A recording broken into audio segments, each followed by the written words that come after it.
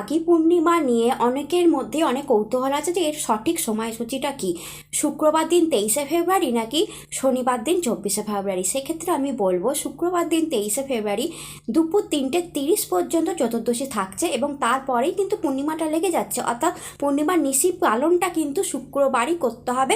এবং যেহেতু শুক্রবার মাতা লক্ষ্মীর বার, সেহেতু পূর্ণিমার যাবতীয় রিচুয়াল বা যাবতীয় পুজো আপনারা শুক্রবার করলে অনেক ভালো ফল পাবেন।